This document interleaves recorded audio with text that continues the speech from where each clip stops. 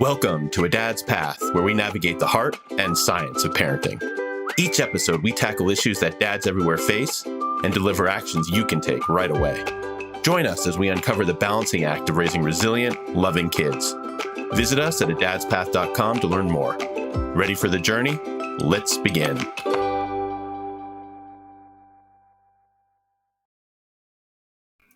Hello and welcome to another episode of A Dad's Path podcast.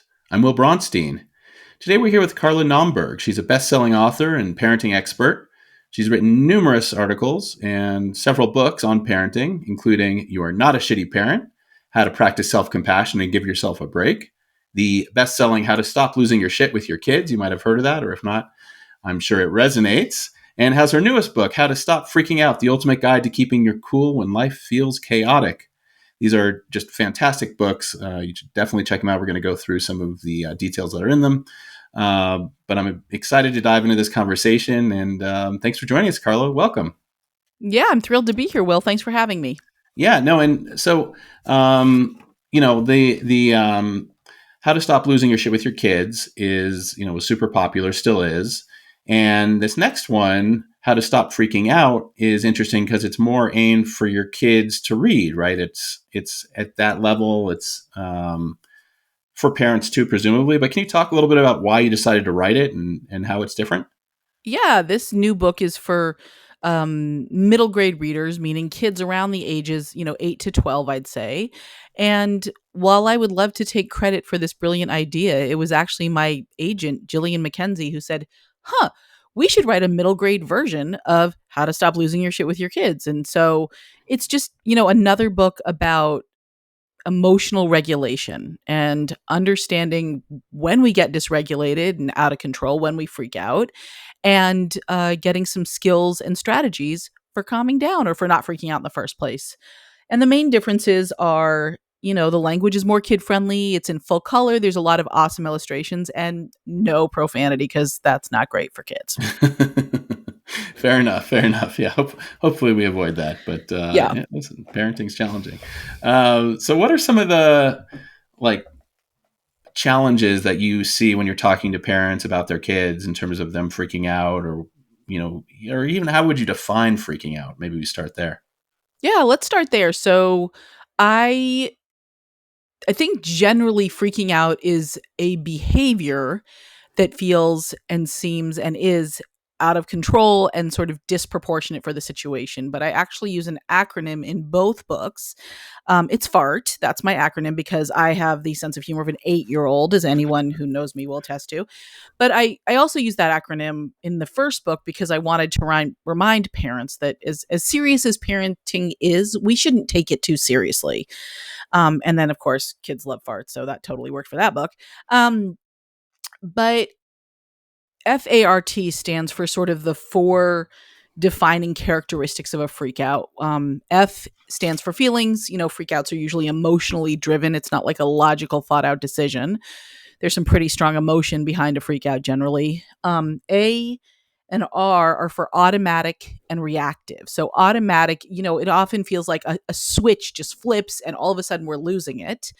It's not often a very slow process, although the background sort of energy, tension, and stress may be growing over time, whether we realize it or not, until something happens and we just lose it. So automatic. Reactive means it generally happens in reaction to something that's going on, right? Whether it's in that moment, let's say you're about to eat your last cupcake and then your little sister comes and grabs it and takes off and shoves it in her face. Or it could be in reaction to something that's kind of going on in the background. Maybe you've got a sick grandparent and you're really worried about them. And even if you're not thinking about them in that moment, maybe the kid goes off to school, has a hard test, a friend says something unkind, and they just lose it, right? In a way that's kind of out of disproportionate for the situation. So that's F.A.R. And then the T. So in the adult book, the word I use is toxic. In the kid book, the words I use are too far. I think that's more kid-friendly language.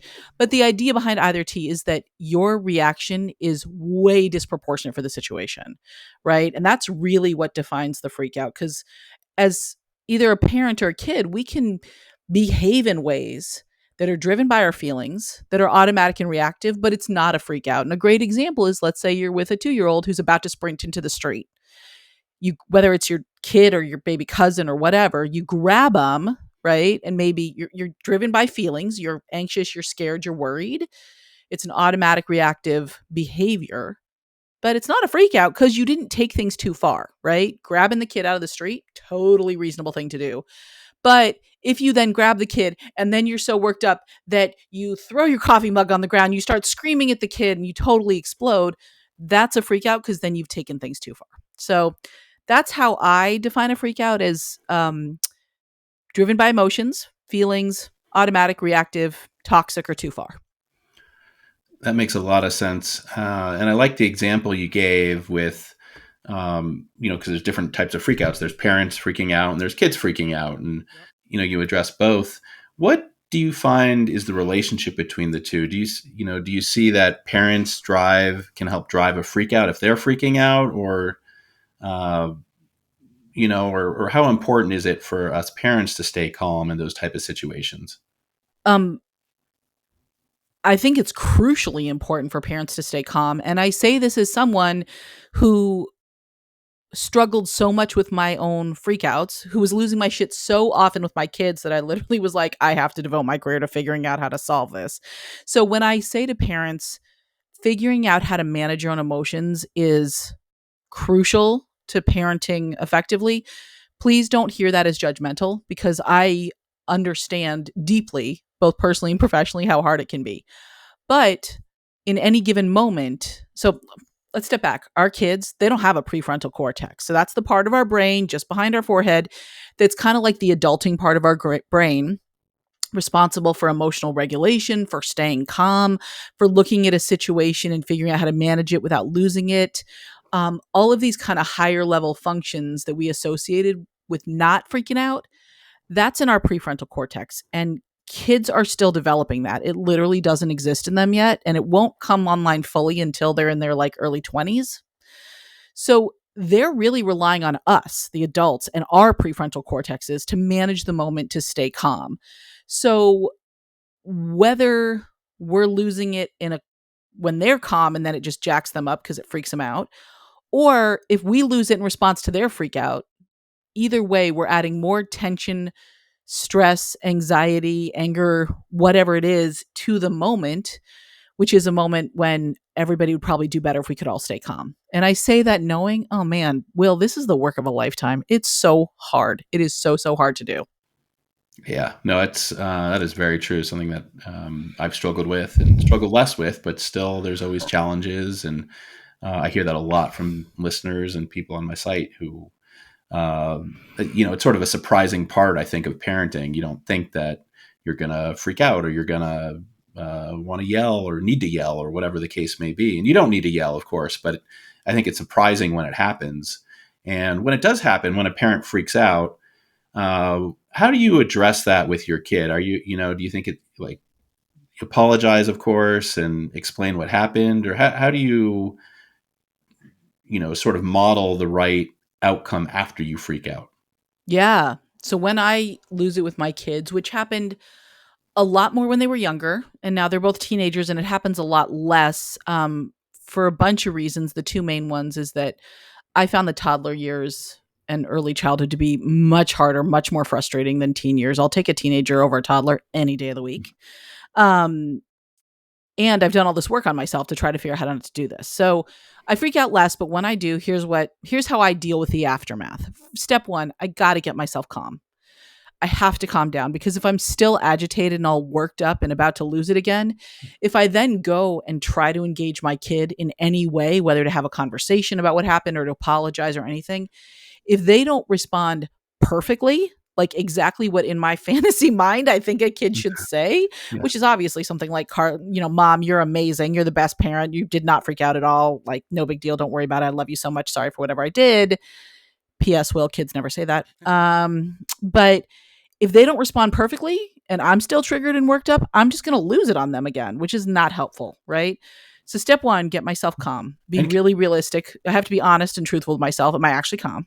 So can I just interject just real quick? So what are some tools you use to get yourself calm?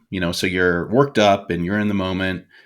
Do you take breaths? Are you able to sort of rationalize it in your brain, or what have you seen work to get back to that level of calm that we all want to be at?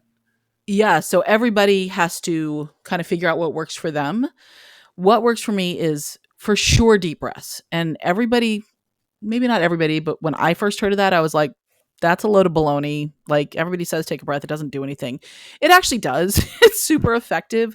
And it's basically like sending a text message to our nervous system saying, hey, buddy, everything's okay. There's no actual threat. You can calm down. So, sort of some deep, kind of aware breaths, like knowing that I'm breathing. I definitely need space for my kids. I cannot calm down in front of my kids in the moment. And I realize that I have teenagers. I can go outside. I can, walk around the block. I can do whatever and they'll be fine. This isn't always true for people who have toddlers or little ones. So, but I definitely need to not engage with them for a few minutes.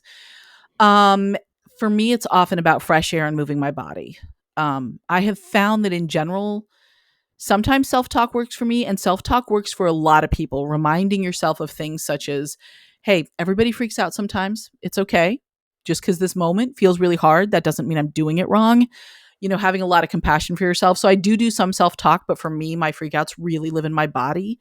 So I need to get fresh air and I need to move my body in some way, whether it's walking around the block, walking up and down the stairs. Those are the things that work for me.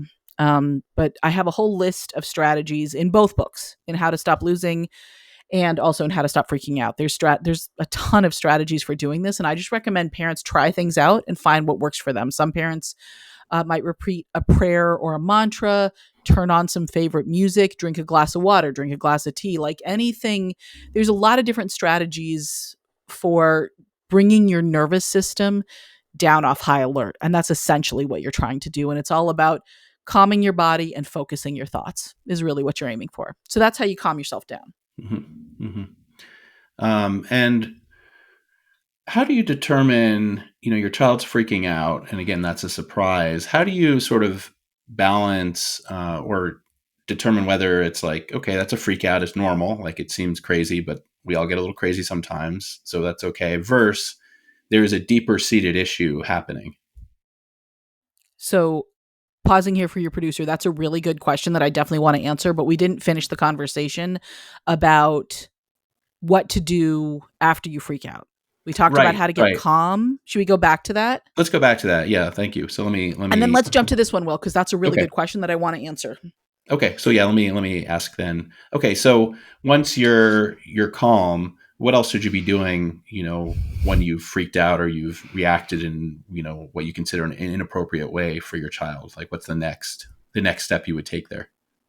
Yeah, so this is a great time to introduce the three words that tend to define the parent-child relationship. And when I heard them, it made me feel so much better about parenting. I didn't make this up. This is like a known thing in the parenting world. So it's rupture, repair, repeat. So this is the normal, expectable rhythm of a relationship between a parent and their kid. There's a rupture. Something happens. You lose it, they lose it, you disagree, you get in a fight, whatever it is. Then you repair it, and then you repeat it. And if anybody's wondering why parents are so damn tired, that's why, right? That's an exhausting way to interact. And so right now, after you've calmed yourself down, this is the moment to repair. And it looks different for every relationship and also depends on what age your kids are developmentally. But the first thing I would say is go apologize to your kid. And let me be very clear, what we're apologizing for is our behavior. We're not apologizing for our feelings. No feeling is ever wrong. Some feelings are incredibly unpleasant, right? But no feeling is ever wrong. We're apologizing for what we did. So you might say something like, I'm really sorry I yelled at you. I'm really sorry I slammed the door. That wasn't me being my best self. That's not how I wanted to react, and I'm sorry. Your kid might say, okay. Generally they will say something like that because kids are desperate to be in relationship and feel connected to their parents. So if you apologize, a kid will usually hear that. If they're a teenager, you might get silence or a snarky eye roll and just let it go. Don't engage. Don't talk about that. It's fine. And then if your child did do something to precipitate your freak out, And they don't always, right? Like, I have been known to be so on edge when my kids were younger. They could like walk into the room and I would lose it. And that's not their fault. That has nothing to do with them. That's 100% me. But, if you've asked your kid 5 or 6 times to not throw the ball in the house, and then they throw the ball and it breaks something and you freak out, like, yeah, it wasn't great that you freaked out, but you weren't the only actor in the situation. So then you might, at that point, after you've apologized, have a conversation with your kid about, this is what happened. We need to talk about it. And there can still be some kind of consequence, like you need to pay for a new lamp, or you're going to lose the ball for a week, or whatever it is. I'm a big fan of natural consequences. So there can be some consequence. Just because you freaked out doesn't mean you can't still have a conversation about your kid's behavior if it was part of the picture. And then the final thing I would say is make a plan for the next chunk of time. Like if it's, 20 minutes before you're trying to get out the door to school, or if it's the evening and you just got to make it through till bedtime, whatever that next kind of significant chunk of time is, make a plan. Like if you're okay and you calm down and the moment has passed and you have some energy, just get on with your day and do what you need to do and say to your kid, okay, this is what's next. But if it's the end of the day and you're exhausted and you're hanging on by a thread and you've got nothing left and another freak out is imminent, maybe that's a great night to put your kid in front of Bluey. Yes, that's my favorite TV show, not going to lie. Or, some other lower stress plan. But if you had a plan, for example, to work on a big craft project and that historically glitter triggers you because glitter is annoying and, the devil's work on earth, then maybe you say, can we do the craft project tomorrow night and watch a show together or do something, to kind of bring down the energy in the house. So apologize for your behavior, talk to your kid about their behavior, and then make a plan for going forward. Mm-hmm. That's what I would really say is the way to proceed. And part of that plan going forward perhaps is understanding your triggers, our triggers as parents, right? I mean, you gave the glitter example is a very good one. Once the glitter comes out, it never goes away. But understanding, the times of day where you're more stressed or you're more tired or you don't have, the right resources, and maybe address those internally. So we're in better primed to be there when our kids freak out and not be, on edge, right? 100%. And I actually think you can address those triggers out loud. I think that's a great way to not only model for your kids what it means to identify and understand your triggers, and I'll give you some examples in a second, but it's also a great way of giving your child an accurate perspective on what just happened. Because kids by nature are very egocentric. They think the world revolves around them and they cause everything and everything is because of their behavior. Doesn't mean they're going to grow up to be a psychopath. This is developmentally normal. But if you're constantly losing it, the kid is going to naturally assume it's their fault. And so when you can say to your child, and you can say this to a 2-year-old and you can say this to a 15-year-old, you might use a different, style of talking, but I'm really tired. I'm really, really tired. When I'm tired, it's hard for me to stay calm. So let's do something easy that doesn't take a lot of energy. Or you can say something like, you know what? I had such a bad day at work. And one of my friends at work did something that really hurt my feelings. And now I'm kind of cranky. That's a totally reasonable thing to say to a kid. So you can actually give your kid a little insight into what's going on with you. And not only, again, give them an accurate perspective so they know it's not their fault. Model that we can start to think about how these external events in our lives connect to our feelings, our thoughts, and our behaviors, which might seem kind of obvious to adults, but is totally not obvious to kids. And it'll strengthen your relationship because kids are desperate to know what's going on with us, right? They love hearing about our days. So when you can find an appropriate way to talk about this, that's awesome. You should totally do this. And if the appropriate thing is, grandma was just diagnosed with something awful, or I'm, trying to negotiate a divorce with your other parent and you're not ready to talk about that. That's okay. You don't have to say those things, but you can say something like, I just had a really hard day and I'm tired. And I really encourage parents to share that with their children. But again, you have to be calm enough and have the perspective, and know what your triggers are. And when I first started this process, I had no idea. I didn't know my anxiety was making me irritable. I didn't know my sleep deprivation was making me crazy and out of control with my emotions. I'm a clinical social worker, right? I literally spent years studying this. And when you're in the moment, it's so hard to keep perspective, especially if you're exhausted with new ones, new babies, toddlers. So it isn't an easy process, but in both of the books, I do walk parents and kids through how to figure this out, and it's really useful to know. Yeah, no, absolutely. And I think it doesn't, I don't know, it might not come natural for any parent, but it seems like for dads, it comes less natural for us to share our emotions just in general. And I think you gave a great example where it's such a great way to model, uh, not only communicate, but also model like, hey, this is what's going on in my head. You know, as a child, you have things going on in your head too, but this is how I can express it to you. I can say, hey, I'm frustrated. I'm feeling a little sad today. I'm feeling a little, whatever the case may be. And that's almost a teaching moment, right? It's 100% a teaching moment. And what I would say is parenting is hard enough without trying to become some alternate version of ourselves, right? We all have to do hard work. We all work on practices and strategies and skills that we didn't do before.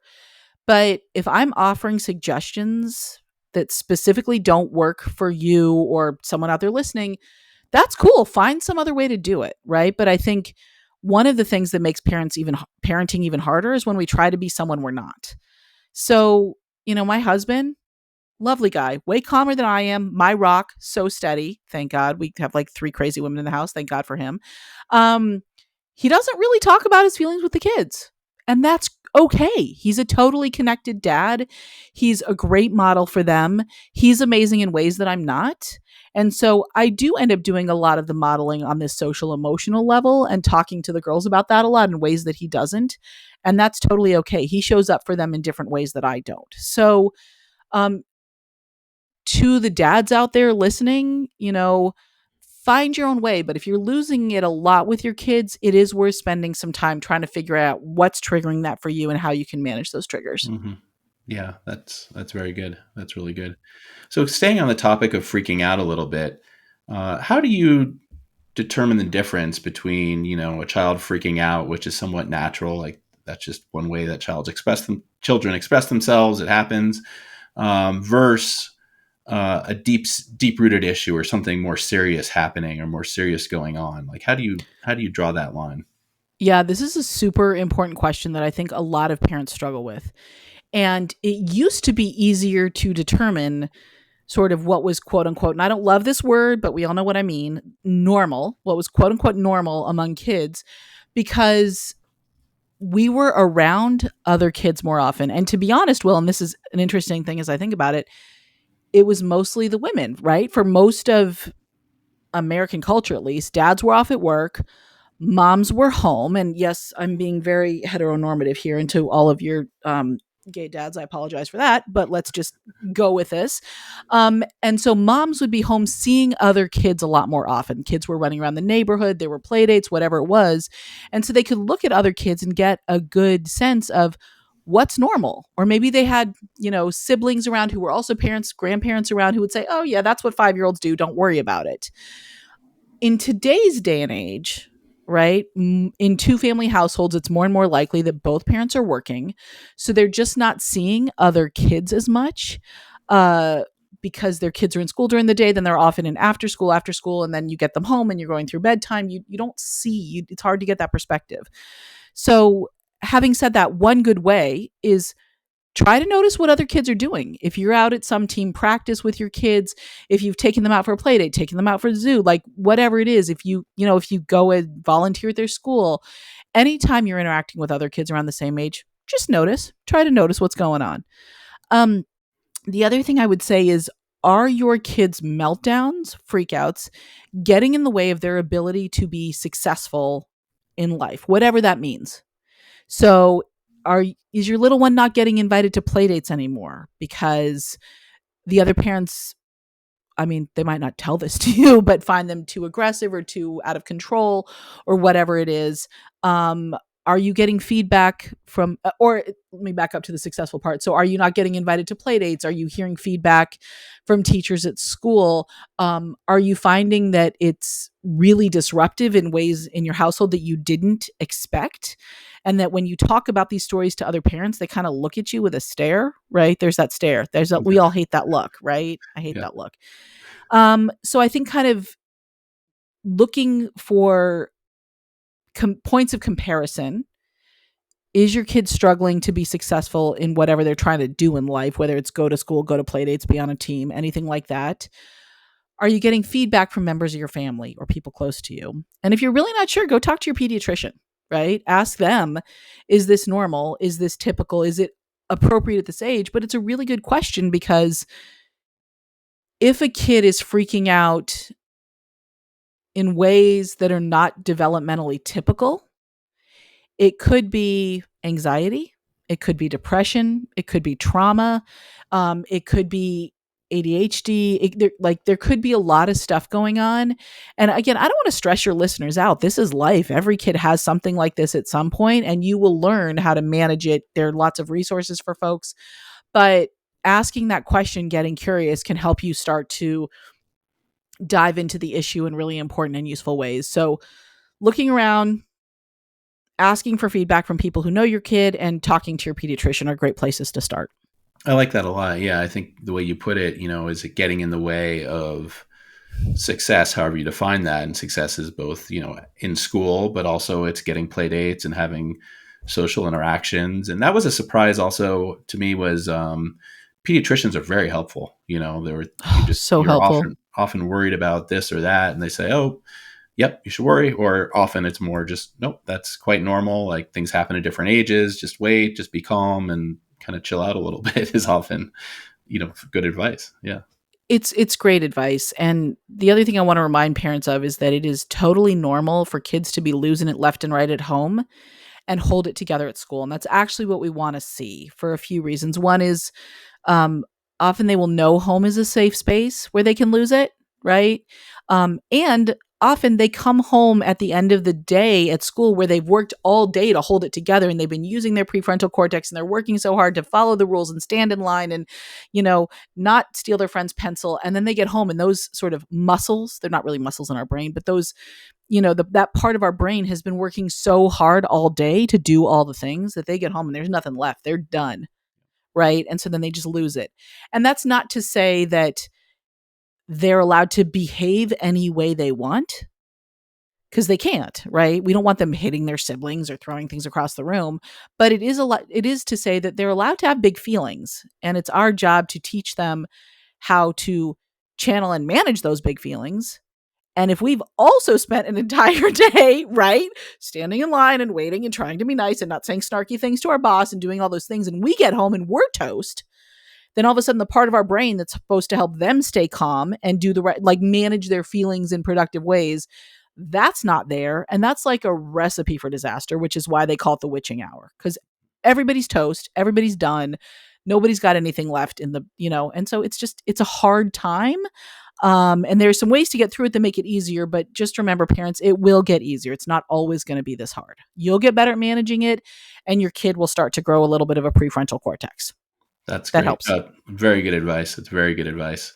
And, so going back to, like you're saying, emotion regulation, how you, teach your kids, how you model for your kids. I mean, do you have, I think you put a bunch of things in your book. So I'd just be curious if you have specific exercises or activities that you've seen work to teach your kids emotion regulation. Because like you said, our kids are often two different people. Sometimes they are just like, don't listen to you at home. And then you hear from a play date, oh, your kid was the, most beautiful angel in the world, and they listen to everything, but so how do you recommend sort of teaching or transmitting, to your kids? How do you raise their emotional IQ?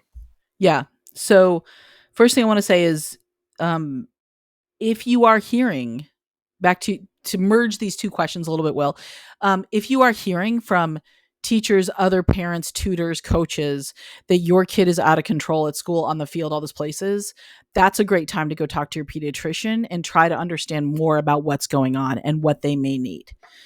Because often it is that kids can do better with other adults in other situations, and then they get home and they lose it. So if your kid is freaking out all over the place, that's a great time to try to figure out if they need a little extra support or information or help. So how do we model and teach our kids about emotional regulation? First of all, one of the concerns I have about modern parenting is parents are expected to be all the things. right? It used to be that parents never taught their kids anything because that's what teachers are for. And parents never researched medical issues because that's what doctors are for. And parents didn't learn how to manage their emotions on a deep level and teach their kids how to do it because A, most of society never talked about that, but B, that's what therapists are for. So we're going to talk about this, Will, but for most folks, this is the work of a lifetime just figuring it out for ourselves. So, and remember, I'm a clinical social worker. I have a freaking doctorate in like big feelings and confusing thoughts. And when my kids rolled around, I had no idea what was going on with me or with them. So, and I've figured out a lot, and there's a lot of good information out there. But if your listeners are feeling like, how am I supposed to do that? The reality is you're actually not. Like, that's what other people in your community are for. So the first step is managing it yourself, like figuring this stuff out for yourself. And the best analogy I have is that trying to teach a kid about emotional regulation, about managing their feelings and staying calm, is kind of like trying to teach a kid to swim. So if you've never swum, you can watch videos on YouTube, you can read books, you can talk to experts about how to teach people to swim. But if you've never been underwater and known what it feels like to not be able to breathe underwater, you can't teach someone else how to swim. And in that case, you go find a swim teacher to teach your kid how to swim. This is very much the same way. If you have never had the experience of feeling out of control, noticing that you are out of control, which is not so easy because our noticing brain doesn't function when we're losing it, right? Finding a way to calm yourself down and then getting calm and staying calm and reconnecting with your kid. If you haven't figured that stuff out, it's going to be very hard, nearly impossible to teach it to your kids. And when you try to use the words from a book like mine or How to Stop Freaking Out, it's going to ring hollow with your kids if you've never done any of this work, right? They're going to know you're just telling them words and you're not being authentic with them because kids know that. It's very annoying. It's very annoying, Will. They always know. They always know. So what I would say is start by doing this work yourself. And let's be very clear, it sucks. It's not fun, right? And part of the reason why I wrote this snarky, funny book, How to Stop Losing Your Shit with Your Kids, is because I was trying to make this work a little less awful, right? Because there are a million things I would rather do than sit down and think about, why did I just lose it with my kids? What was I feeling and what do I need to do now, right? That's unpleasant. Nobody wants to think about that. But when we do, we start to build insight, awareness, resilience, all these things we need in order to stay calm. And so once you figure out your story, what triggers you, what do your freakouts look like, what helps you calm down, then you can start sharing it with your kid. And so it took me a while to figure out, okay, I need sleep every single night or I'm a beast, right? I have anxiety. If I don't manage my anxiety, I tend to lose it. I get very hangry. I've actually known that since I was a kid. But when my blood sugar drops too low, it's very hard for me to stay calm. When medical issues trigger me, that's one of my triggers. When I'm worried my kid is sick, when I'm worried I'm sick, something like that tends to be a trigger. And it used to be that I had no idea about any of this because I didn't need to worry about it before I had kids. I was a functional person. My life was going well. I had plenty of time to sleep. I had plenty of time to get myself a snack whenever I needed it. I didn't have anxiety, right? I was always hangry, but I could just get myself a snack whenever I wanted it.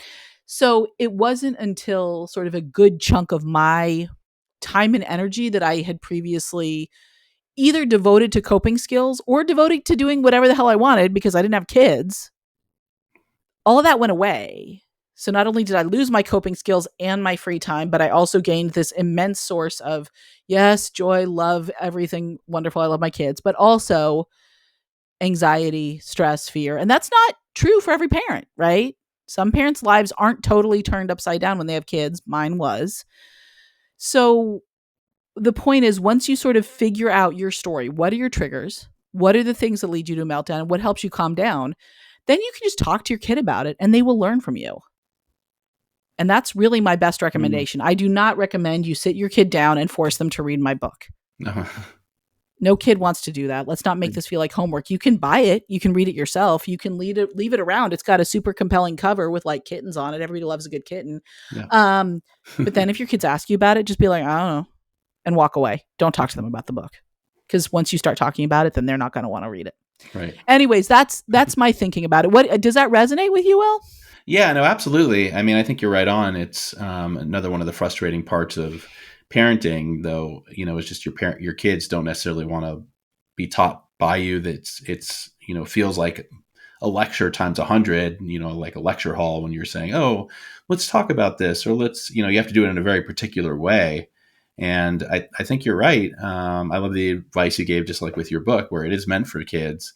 But if you say, "Hey, why don't you read this? It'll calm you down," there'll be no interest, But if you say, "Hey, just leave it around and flip through it with them," and they can look at the colorful pictures and the illustrations and start reading some of the little blurbs and say, "Oh, this is like a fun book." It's not teaching. It doesn't feel like it's teaching. It is teaching, but it doesn't feel like that. And I think that's pretty important, right? It's like a game. That's like all the, you see like reading apps and things like that for kids. They're all games. Everything's a game. And that seems to be a great way to communicate, to teach, make it fun. Right. 100%. And, I have come to the conclusion over the years that I can't really explicitly teach my kids anything. Mm-hmm. Every once in a while, they will say, "How does this work?" Or like, "What's that about?" And I have about 60 seconds to give them the elevator pitch on what's going on. And then their brains check out and they're not interested. So that's okay. That's why we say that's one of the many reasons why parenting is a village, or parenting requires a village. I need and rely on other people to teach my kids things. And yes, they learn from me all the time in good ways and bad by how I model things. And they learn a lot by watching me and how I make choices. But, the equivalent of sitting down with like a dry erase board and teaching them something, doesn't happen. Yeah.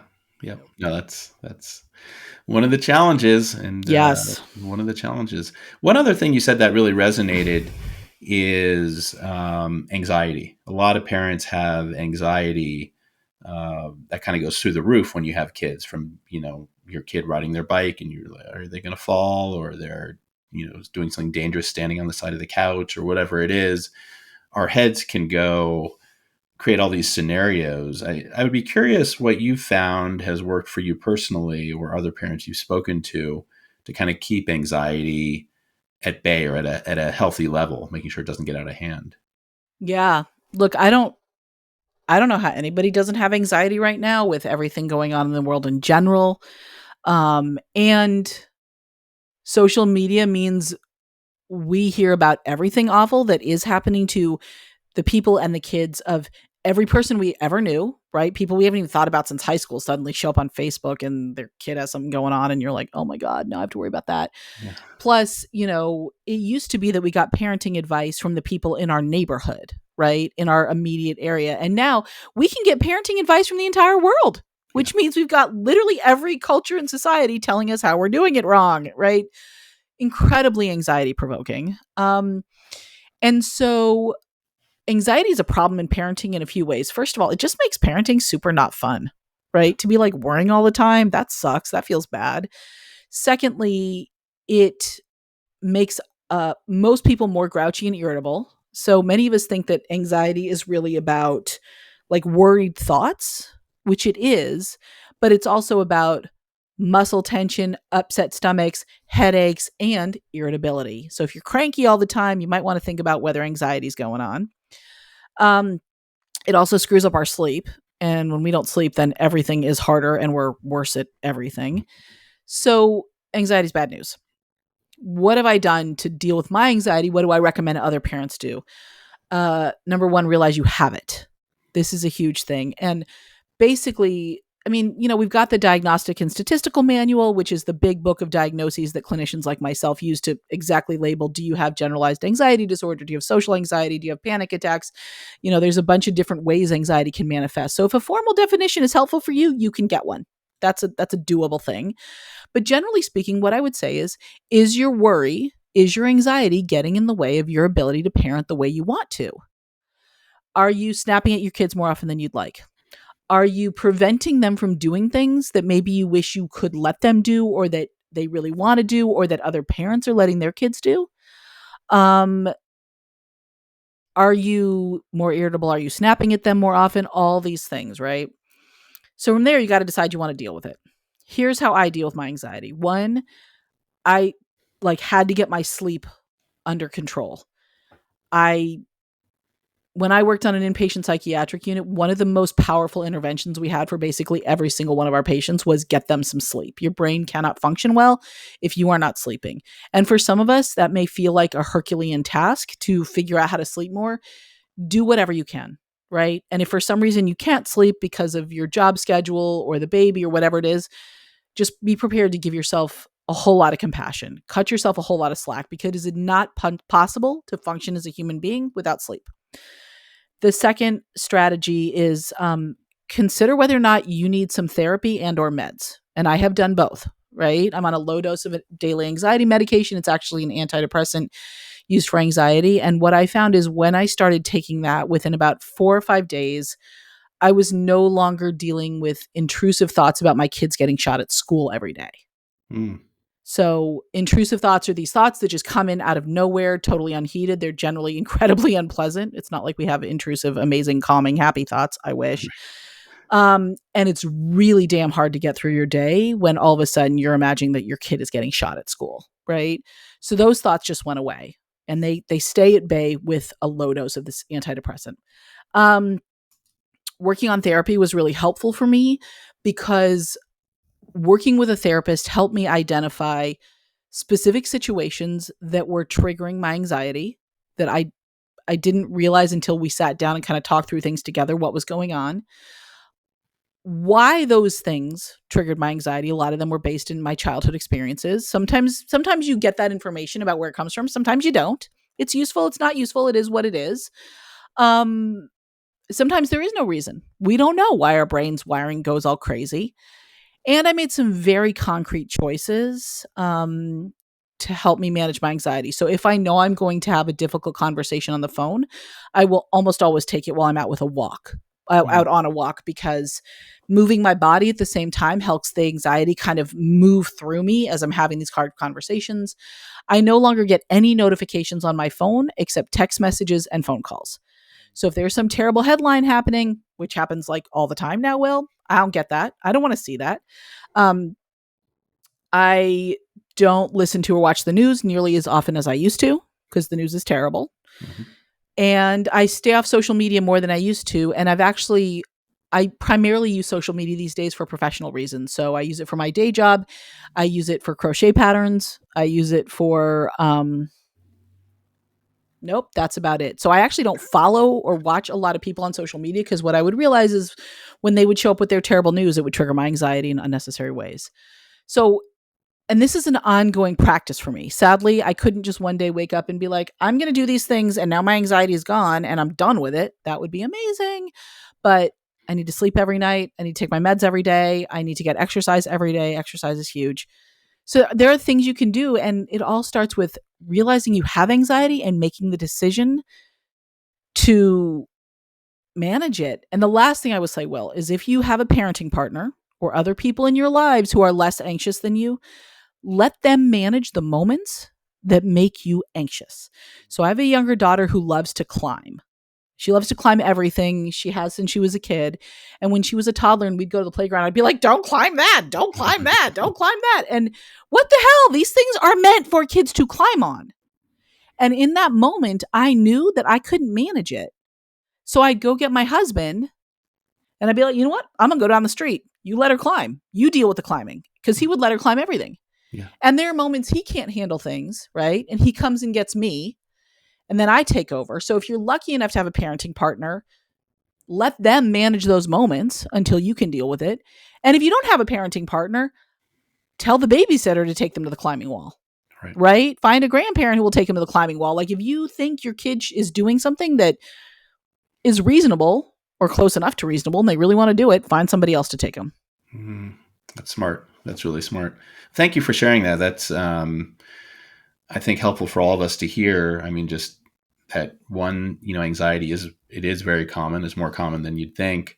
when it comes to parenting, and a lot of things can trigger it. And it's nice to hear some of the ideas you had to kind of beat it back and make it less of a part of your life while parenting. Like you said, is it getting in the way of your parenting or of your kids? Then that's a good way to identify, hey, there's an issue here. And look, it is possible. What we want to try to avoid is our anxiety impacting our kids and making them anxious. Yeah. And the truth is, it's a very tricky situation because anxiety does have a genetic component. So if you have anxiety, there's a chance your kid will be anxious too because of genetics, if you are genetically related to your child. And so it can be challenging to know where that anxiety came from. We don't want our kids to be anxious as a result of our anxiety. If we're always showing up for them with worry and we're always injecting like all the horrible things that could possibly happen into their little brains, that's not great. And like I said, I want to be with my kids and not worry about everything. It's so much more fun. And so now we're at a place where my high schoolers both said they wanted to go to sleepaway camp for 7 weeks. That was their choice. This is a camp they've gone to for many years. They were super excited to go for the whole summer. And there was definitely this part of me that was like, no, that's too long. Don't let them do it. Something's going to happen. And I noticed that part and I was like, that's my anxiety talking. This is a choice they're making. It's a place they love. It's a place of joy and safety and fun for them. And they want to spend their summer there. So guess what? Well, off they go. Yeah. Right. And I'm grateful that, I was able to make that decision along with my husband from a place of what do my kids want? What's best for them? And not, oh my God, what might happen? I can't let them go. Because that's not how I want to parent them. No, and that's a great distinction, and kudos to you for identifying it and for making that choice to let the kids go. And I'm sure they're having a great time. So they are having a great time. Carla, this has been a tremendous conversation. As my listeners are experiencing, you really should check out How to Stop Losing Your Shit with Your Kids. That's one of your great books. But then the newest one, How to Stop Freaking Out: The Ultimate Guide to Keeping Your Cool When Life Feels Chaotic, is different. But I love that so much because it's just such a friendly book. It's something you can just leave around. It's really easy for kids to flip through. There's illustrations, and like it says, it gives a lot of ideas. It's not just, hey, do this 1, 2, or 3 thing. It's here's a whole list of ideas. See what resonates with you. See, what can make you not freak out as much. And I think it's helpful for parents too. So, Carla, thank you again. Do you have any closing thoughts or anything you'd like to say before we go? I guess I just want to say that this work is hard, but it's worth it and it's doable. And it can really change your relationship with your kids for the better. And reading these 2 books, they have a lot of similar concepts in them. And so one of the cool things is it'll give you and your kids a shared language for talking about hard things. Because sometimes it's hard to find the right words when you're talking about something uncomfortable. And I also just wanted to thank you, Will, for the amazing work you do on behalf of dads and for the dad community. I think it's awesome. And I'm really grateful to be here talking with you. Oh, well, thank you. And thank you so much for joining the podcast. It's people like you who make it valuable to our listeners. So I really appreciate it, and have a great rest of your day here, Carla. Yeah, you too. And happy parenting. Thank you. Happy parenting.